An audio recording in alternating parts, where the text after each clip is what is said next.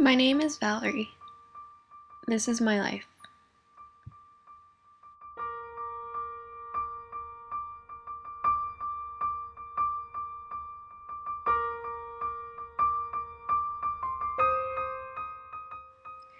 I was born on May 6, 1995, in a city called Montreal, which is in Quebec. For any of you that might not know this, Quebec is in Canada, and this is my attempt at drawing Canada minus the Maritimes. That's where Montreal is.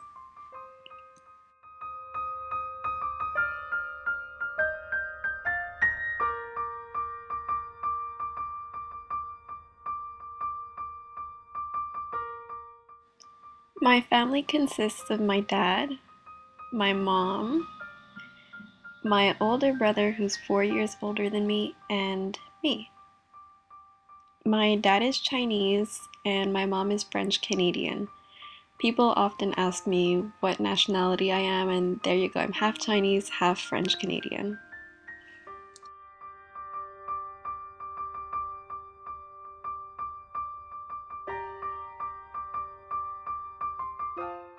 I don't remember much from when I was really young, but we lived in an average sized house in a suburb, and when I was 2, my parents decided to build this house that we currently live in, and that's it, basically, but it doesn't really look like that. When I was little, my mom and my dad worked a lot, so my aunt took care of my brother and I. She basically took us for her own. I remembered we'd do lots of crafts together. I guess I got my creative side from her, obviously not my drawing side. Also, my mom's side of the family is completely francophone, so French became my mother tongue. Yeah, that's basically me standing on a table doing crafts. I guess you could say I was an advanced child. I learned things quickly. Apparently, I would tie my brother's shoelaces when I was 2 and he was 6. I went to daycare when I was 3, where my parents quickly discovered how shy I was. I was a quiet kid and I never cried when my parents dropped me off.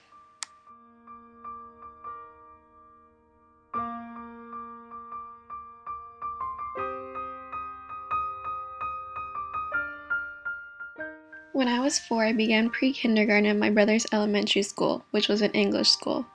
I met my current best friend Rachel on my first day there. She was crying and crying, but my mom told her mom she'd watch her since she had to go to work. I didn't really understand why she was crying.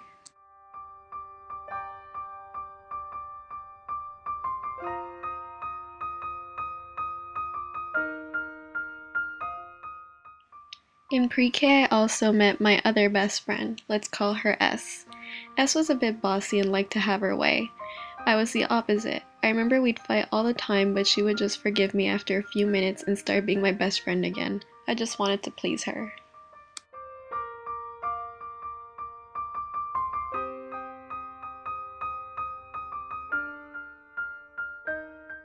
Not many people were fond of S, but I liked her because I felt like I could be myself around her. She was a bit weird like I was. She'd come over and we'd act out plays from the TV show Zoom and get my dad to film us.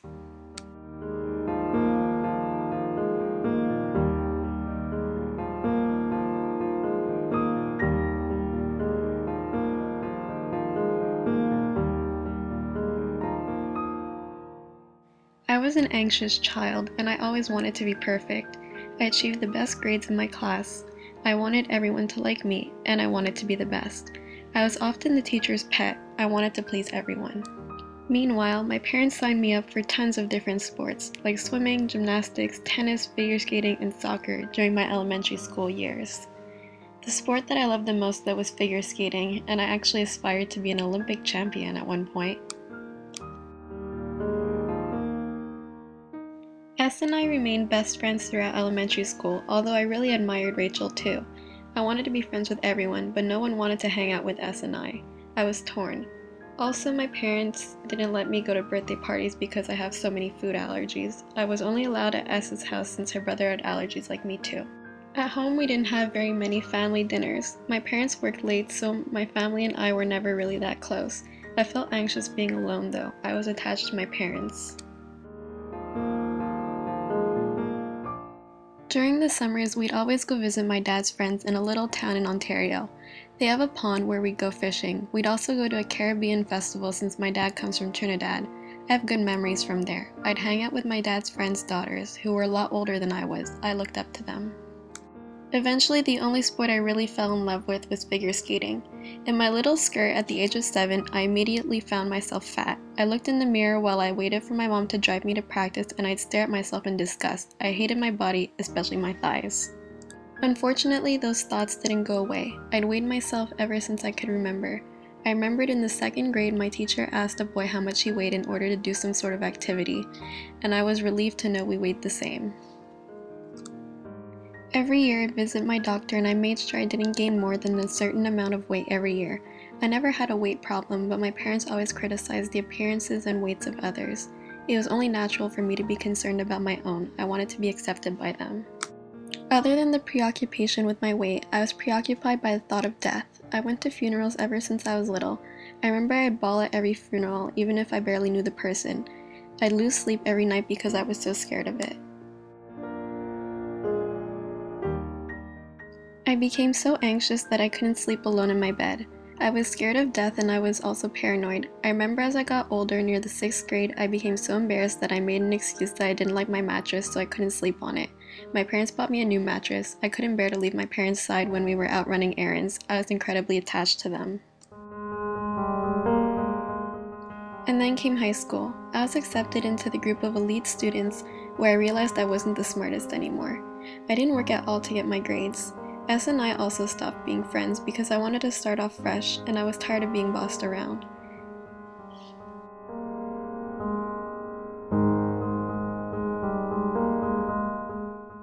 I became a lot closer with Rachel, who introduced me to A and W. We named ourselves the Four Weekenders. I made some really good friends while I was in the special program. There was a lot of competition though, and I found myself struggling. I wasn't used to not being the best.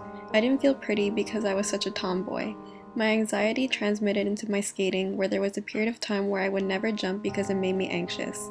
Luckily, my skating improved eventually, and I'm lucky to have found such a great passion. The Four Weekenders would hang out all the time together. I had a crush on A ever since the 7th grade. He was popular though, and I was not. I decided to join track, where I discovered my athletic abilities. Throughout high school, I did track, cross country, badminton, and soccer. A was really athletic too, and we became best friends. In the 9th grade, A and I started dating. He made me so happy. Our relationship was different than others because we were best friends. We were the ideal relationship. We'd have moments where we'd just act silly. We were so comfortable around each other already that we'd just fart around each other like it was no big deal. And then next second, we'd be cuddling on the couch talking about our future. Beginning in the 10th grade, school got a lot more serious. We had to start thinking about our futures. During that time, my skating coach also left. He was such a huge role model for me, and him leaving left me crushed. I felt like I was out of control. That year sucked. My skating fell apart and I was sad. I felt alone. I began to run on our new treadmill. I felt like I needed to tone up since I wasn't skating as much, and I lost weight.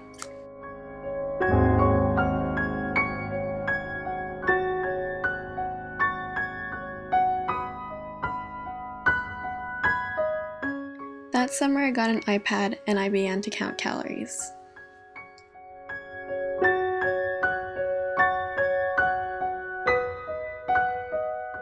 At the end of the summer, my coach announced that he was coming back. I was really happy.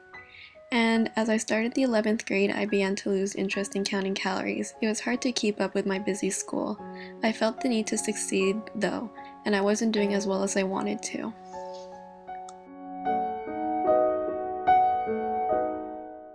School became tougher. I remember a guy posted a video on Facebook and I clicked the link to see what it was. I don't remember what it was about, but I do remember one of the related videos was about anorexia. I clicked it and got triggered. I began counting calories again and exercising. It soon got out of hand. I was skipping meals and beating myself. I began to cut myself out of stress and self-hatred. I told my boyfriend and tried to stop. As I began gaining weight back, I just self-harmed more.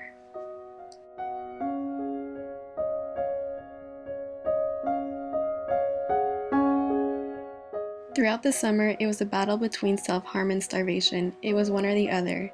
It was a way for me to control my stress. I was stressed about being perfect.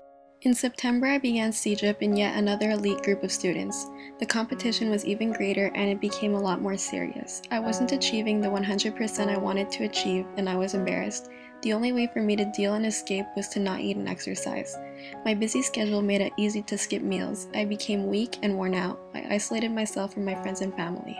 In November, I told my boyfriend how tired I was of everything. I was tired of being stuck like that for 2 years. My boyfriend told my coach, who told my mom, and I was admitted into outpatient.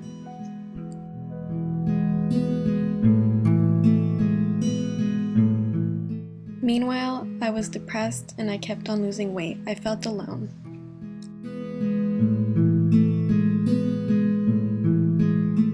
Outpatient treatment wasn't working and I got hospitalized 3 times between December and March.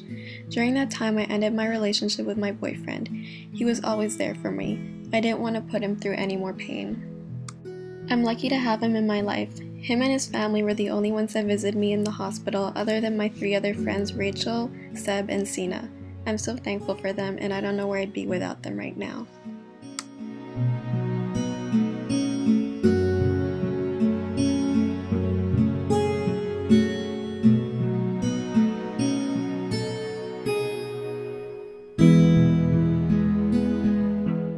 In the hospital, I met 2 of my very best friends, Alexandre and Cassandra. You might know Alexandre from my videos. We made a couple hospital videos together. I can't thank them enough for everything that they have done for me. They've encouraged me when I just wanted to give up. I see Alexandre frequently enough and I'm thankful that we are such great friends besides our eating disorders. And although Cass lives far away, I know she's always there for me. She's such a positive girl. I'm so lucky to have them both in my life. And as for today, I'm going back to school. I'm coaching, reffing, skating, and playing soccer. I'm starting to get my life back on track. Recovery is a long path and I'm just at the beginning, but at least I'm on my way. Thank you guys so much for everything, your support, and your positive feedback. I love you guys and thank you for watching.